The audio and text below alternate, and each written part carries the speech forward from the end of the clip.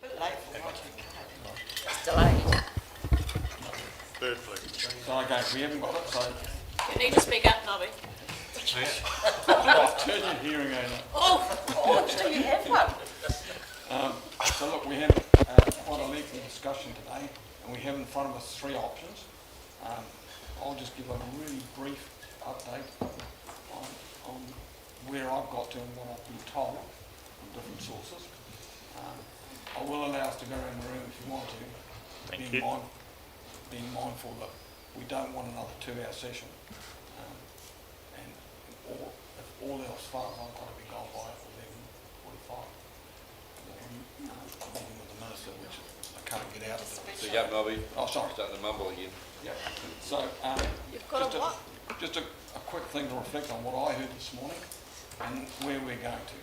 I don't think there was any support around the table this morning for option 3, which is the option of just doing nothing and wait and see where it all lands. That comes with some risk. That was personally my option. I thought that was the best way to go. But I've listened to what I've heard today and listened to what ministers have told me. And I listened to what Darren told us in the previous meeting about needing to lodge something to safeguard that expiry date. The other piece of advice I got from the minister yesterday was, and it was reinforced by Andrew, the planner, when he was talking to us, was don't look for a higher option. Just look to do business as usual and see where the national standards go to. Because if we were to take adherence to what the government has already put in place, that's exactly what that 2-year extension is going to do. It doesn't say that you have to lodge anything, it just means you've got breathing time to be able to find out what's right and what's not right. So I think we should mirror what they're saying. On the issue of the fast track, I think we're still in Schedule 2, that's my understanding. Not 100% sure on that, but it doesn't matter anyway. If we lodge under the RMA, that's where it all lands. The fact that we were in Schedule 2 of the fast track, we thought we came out because of the Martaito statement. Because they've withdrawn that condition, we are probably still sitting there. But it's a much longer term outcome of the fast track because of the backlog of cases. So I'll just purely for record purposes, I've got apologies from Councillor Kett and Councillor Soper. Move. Move. Thank you. Any declarations of interest? No. Sorry? Oh, sorry. Yeah. Three, Aye. three self-chair, can you please continue to use your mics? The live stream is picking it up. It's a speaker issue in the room, not the mics. That's great. Okay, so I'll just backtrack a little bit because I wasn't using my microphone. So for me personally, the bigger issue is where do we go to with Bluff? I was surprised today to hear about terminology about biodiversity, which I think is a late addition that's come along that's just backtracked onto the fact that there's no environmental enhancement by a wetlands or by a rock gully either. And as Tom quite rightly raised, if council was of a mind to create a wetlands in Bluff or alternatively some biodiversity enhancement, it could be done separate from this process and shouldn't be included, and could be done by way of planting of trees and other things as opposed to particularly doing a wetlands. And one could argue that maybe the project would not necessarily be resolved by us, it could be resolved by Environment Southland. But we have what we have in front of us today, which are three options. And so just for those that are zooming in, the three options are option 1, which is continue to process the application for 1F, which involves a wetlands. 2 is basically continue to have a short-term consent based on status quo, which means we don't enhance anything at this stage until we know what the national standards are. And it would certainly be my preference that option 2 should be amended in this process to read 2 years, not 4 years. I think that kicks the can down the road too far. And option 3 is we do not proceed with anything at this stage, and we take the risk that the time frames that the government have alerted us to, which is that they will have tentative national standards out in March, the minister will confirm them in May, and then the enactment will go through in August. Makes it awfully close for us getting to that deadline of September, and the risk that goes with that is that Environment Southland may not necessarily grant us that. I don't think that they would put us aside. The feedback I've got from Minister Simmons is that she's had some consultation with Environment Southland as well, and they are expecting us to lodge something, not just to do nothing. So I guess they're the 3 options that we've got in front of us, and I'll open the floor up for those who may wish to add to what we spoke of in the workshop. Oh, sorry, Darren. Yep. Thank you, Mayor Clark. I didn't speak during the workshop because I thought I'd save myself till the decision time. Yep. And here we are. Look, first of all, I'm pleased that you've landed in a space where not proceeding with lodging a consent is not on the table, really, or shouldn't be on the table. And I also don't think we can rely on indications. A good decision is based on what's known, and we do know that there are changes likely. We don't know specifically what they are, what the impacts are, or when they will actually take effect from. And so with all that in mind, my preference is for option 1 because it provides us with the maximum amount of flexibility to alter what it is that's proposed between when we lodge and when we actually get to the point of the hearing, upscaling or downscaling based on whatever becomes known in the interim. Option 2 just allows you to continue on, as Mayor Clark has said, potentially for 2 years. I don't think we need to wait for that long. And so from a process perspective, option 1 sits well. It's also not uncommon under a resource management process for somebody to lodge an application and to vary it by the time that you get to the hearing. In fact, that probably sits at about 70% of the hearings that I've either participated in or chaired. And so I still believe that it gives us the opportunity to, I'm going to say it, pivot based on what we will learn over the next couple of months. So that's where I'm sitting. Thank you, Mayor Clark. Yeah, thank you. Just to comment on what you mentioned there, I should have said this earlier on. I'm advised by staff if we do a short-term status quo type consent application, the cost is $385,000. If we go for the 1F option, it's $470,000. Both may need a variation once we know what the standards are. But option 2 will also require an additional one to be done in 2 years. Yep. Well, that's if we go that long. Yep.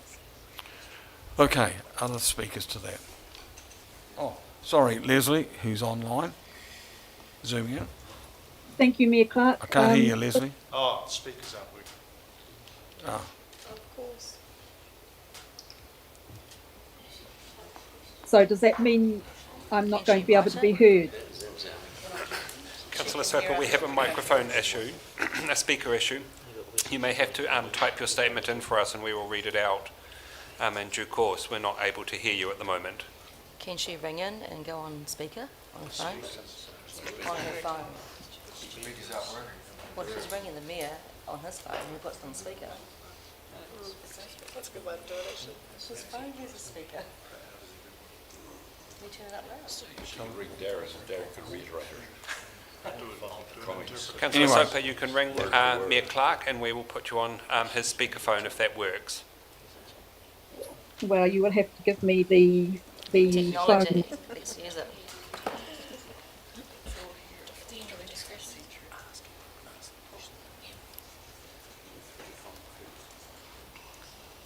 Yeah. Let's see if she rings.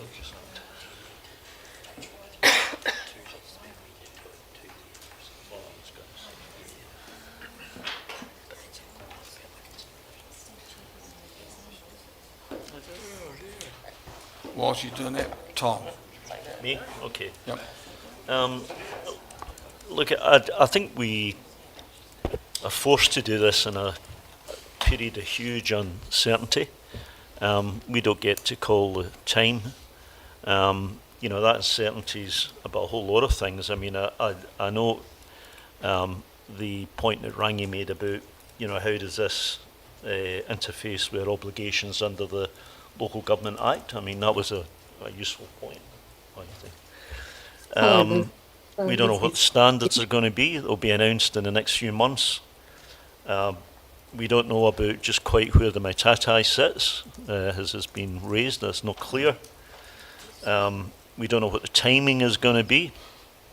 Look, I think the government, recognising all of that, has included in the bill a period of extension of 2 years to allow councils to get their head around that, around all of those changes, and, you know, put in their applications on the basis of what those new standards will be, and hopefully all those other questions answered by that time.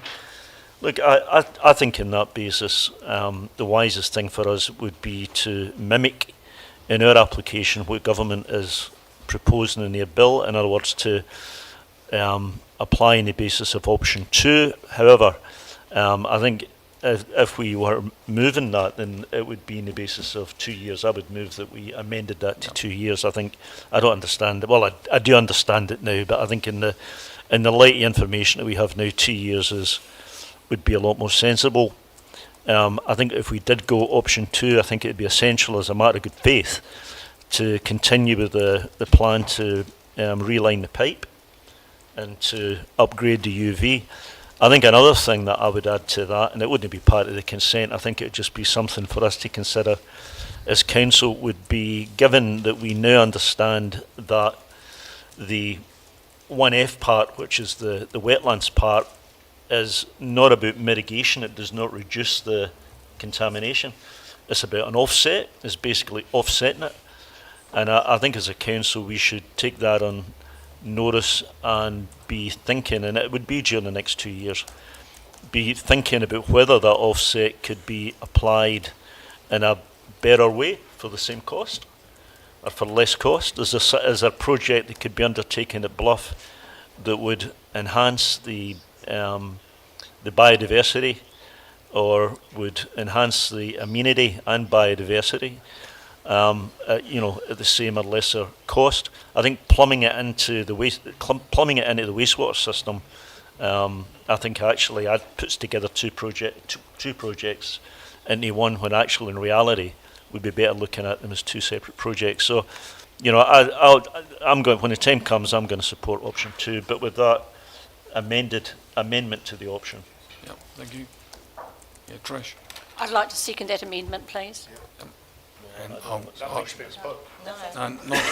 I'm working on that. Right. Yep, and I've got, I think Michael's got Leslie online.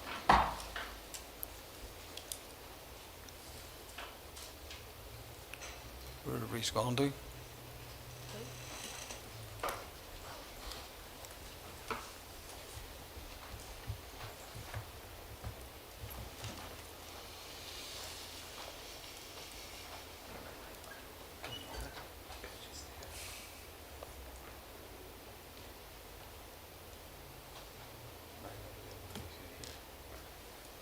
You there, Leslie?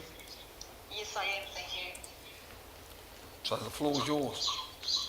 Thank you very much. So, like Councillor Plumlow, I didn't speak at the workshop, listened very carefully, and I won't repeat a lot of what has already been said, but as far as I'm concerned, and as a former MP who's also taken into account the legislative timeframe and the likelihood of slippage in the Act may pass, my preference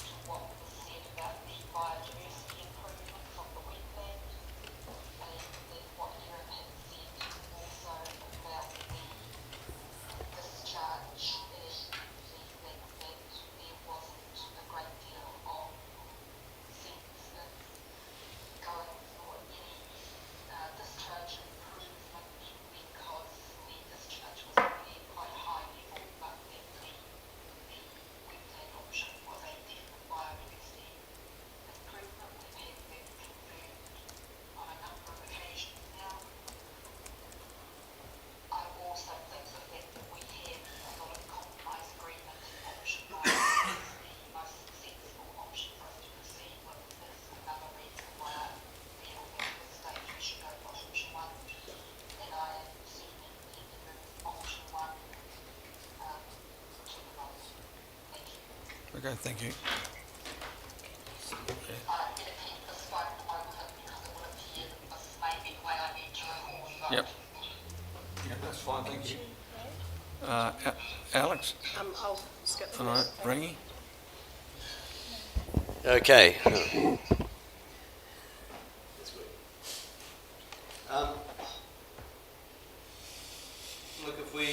Look, my favour is option 1F, and the reason for that is that it fits within virtually everything we have to fit within.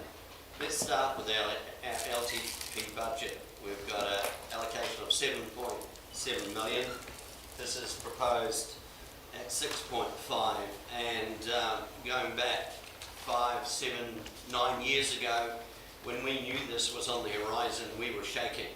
We were quivering at what it could have been, something quite huge. And this is within our budget, so I think that the budget was around 15 originally, got knocked back to 7.7. So, and people talk about the cost of running it per annum. Well, it comes in cheaper than running our CCTV system, our new one, so that's quite good. So the other thing is it's non-notified. So if we rock up with our consent and the due time, we're not going to get challenged, and we end up with a 25-year consent. Any new standards that do come out that people are waiting for, they could be far greater than we have now. And we've all been told that these standards aren't retrospective, so we're safe there. Darren has also mentioned about how flexible 1F is. It also complies with section 77(1)(c) of the Act, where we have to take into account iwi and things with respect to them. It also complies with the RMA as far as sections 5 to 8, and that is our responsibility to biodiversity. And finally, getting back to what Alex mentioned in the workshop, is the Russian roulette option. Section 2 may sound attractive to people, but no one can answer me with absolute definition. Could it be more than 6.5? No one can. It could work out. We've heard Banks Peninsula is going to be 90 million, Palmerston North 450 million. We're looking at, we don't know what option 2 holds for us. We do know what option 1 has. And I'll finish off by quoting section 101 of the Local Government Act, and that says a local authority must manage its general financials dealings prudently. And the only prudent option for us is option 1. Thank you, Chair. Thank you. I hope you can hear that. Yep. So, any other speakers? Trish? No. No? Evelyn? So, mana whenua do not get a vote on this issue at Council. However, I want it recorded that Waihopai supports the aspirations of Awaroa Runaka and the Bluff Community Board for the wastewater discharge, recognising that they have compromised what their ideal outcome will have been. So, acknowledging that the wetland adds some mitigation and some offset for harm done by to the ocean, but it does add some additional benefits on the land. Also recognising that 1F gives certainty, which is option 1, whereas option 2 means that we pay 2 lots of lodgement fees, and we still don't know at this point what we are likely to be facing in 2 years' time, but we know what we face now. So whilst we do not get a vote, I wish to record that Waihopai supports Awaroa option 1. Thank you. So, Ria? Sorry, Mr Mayor. I want to add to what other people said. So I definitely don't support option 3 at all. I'm leaning more heavier in weight towards option 1, and there's a few reasons why. Typically through when bills are transitioning through the House, the select committee process can actually hold up legislation. It's really quite untypical that the minister in charge of this bill is putting in his own supplementary order papers. That's actually really quite unheard of. So that's quite a new precedent being set by Parliament currently with this bill. I also happen to see that this bill does sit within its current compliance of its status. We have had our staff advise us that to have option 1, we're looking in the vicinity of $6 million, or as Councillor Potton says, 6.5, give or take, that the operational process of putting that in place could actually increase the cost, but it also could decrease in the same sense. So that price factor, I guess if people are going to sit on their hands with that, that's quite important to know and take our staff advice on that. In regards to the mitigation of the wetland, and the reason why I questioned that was I didn't understand what the Working Party expert was alluding to on Zoom. And I wanted to understand when she said that the wetland could make the environment slightly worse. But then what I heard in her example back to us is the wetland, to improve this, was actually mitigationable. So that means that the environment can improve with the wetlands, but we have to make decisions through the consent to improve that, I guess if you say negativity. The reason why I don't support option 2 is because how long is a piece of string in terms of time and cost? Our advisors have said to us that we're probably looking at $6 million, but the operational process could blow out to mean millions more. I think given the climate of this particular bill, we've got over 200 supplementary order papers. One of those is including the minister who wrote this bill, which is extraordinary. Not usually, that doesn't usually happen. I think that if we go to option 2 and we find that it is much higher than what we've been advised on, we can't go back to option 1. So I think that that actually is a real risk, that if we decide that the cost is escalating and it's too much for us and too many things come out of this consenting process, government legislation could be changed through the select committee process. I think we're leaving ourselves to future risk with option 2. Thank you. Alan? I can understand why opting for 1F, and it comes in at just 6.5 million, annual maintenance of 210, whole of life is 15.5 million. But I would remind us all that we also once had a 1G option, which was going to cost us 3.5 million, and with annual maintenance of 50,000 and a whole of life of 7.5 million. So I just wonder where that's gone, and of course the advantages was affordable, low maintenance, improved certainty of treated discharge quality than the wetland option. So I sort of think at this stage 1F is a good option, but I think that 1G was a better option in my view. So because of the uncertainty and the way things are going, I'm going to vote for option 2. I don't think option 1. I think to save 3.5 million, if that's possible, is extremely important. Pania?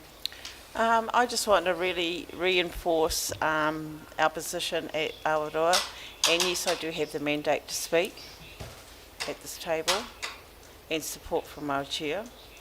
So we've, as Evelyn noted, we sort of have compromised the best that we can in regards to our position. I totally support the Bluff Community Board on this matter as well. This is not a cultural matter, but this is about, when we're talking about discharging wastewater through a constructed wetland, we see it more as a natural filter. So even though it's very high in biodiversity benefits, and the comment around enhancing the environment impact is still, I feel, questionable, but that's my personal opinion. Because it really comes down to the soils, the plant roots that are constructed within those wetlands, and, you know, as we talk about what that will look like going forward is going to be the critical part. So, no, taking it away from the actual wastewater plant itself and setting up somewhere is not a benefit in any way or form. The benefit is around using it as a natural filter. In regards to option 2, as I said, that we do not support that. We support the decision around Te Ao Marama, and it is what Raymond 5 actually noted around that it's the unknown. It could end up being a huge cost to the council and to us all. And really, we're here to look at the doing better around what we're doing right now around our discharging of wastewater. So even though I don't get a vote, I support option 1. Yeah. Grant. Yeah, thanks, Mayor Clark. So I think we've been challenged with making this decision in a very dynamic process, and those that tuned into the workshop would understand that, and the advice from our legal advisors was, you know, it's a big challenge for us.